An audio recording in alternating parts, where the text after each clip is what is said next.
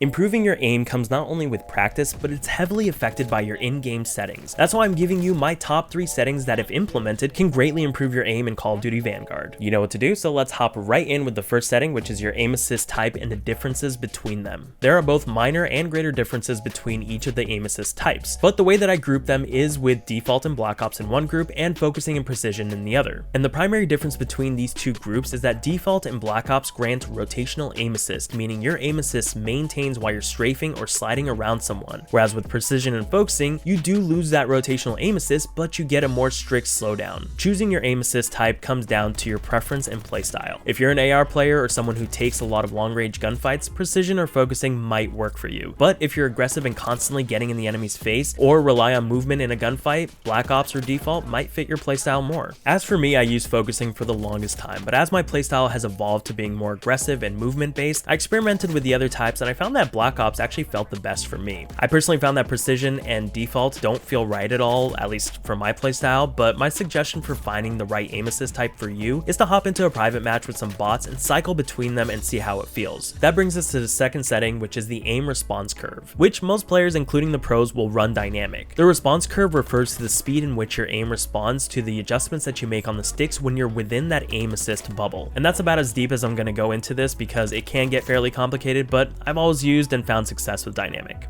Moving on to the final setting, we have your stick sensitivity, which, like everyone says, is really up to your preference, but I'm going to show you how to pinpoint what works best for you with a little drill. You're going to want to hop into a private match with some bots and use this exact MP40 hipfire class setup. Real quick though, I want to shout out Lunchtime because I actually saw this drill on his channel. He has some great ranked gameplay, so definitely check his channel out after. But moving on to the drill, you're going to want to place your stick sensitivities well past what you know works for you, and then you're going to run around the map and just hipfire the bots. As you're hipfiring and adjusting your aim accordingly, if you find that you're overshooting your aim, you're going to want to lower your sensitivity, and if you find that you're having trouble tracking the bots, you'll want to raise the sensitivity. You generally want to stay around 4.4 to 7.7, but it all comes down to how this drill will play out for you. Remember, it's your preference, so feel it out and see what's best for you. There are other settings, of course, that are essential, but this far in the game you likely already know them, and I wanted to just give you the key settings that help with your aim. But if you do want more tips for your settings, let me know and I'll put out a part 2. Check out this video because I go over the fundamentals of gun skill, and I guarantee that you will improve if you implement these tips. But that does it for today's video. I'll see you tomorrow on day 10 of 30 of posting every day. You know what to do. My name is Drew, this was Sablehound, thank you for watching, and I'll see you tomorrow.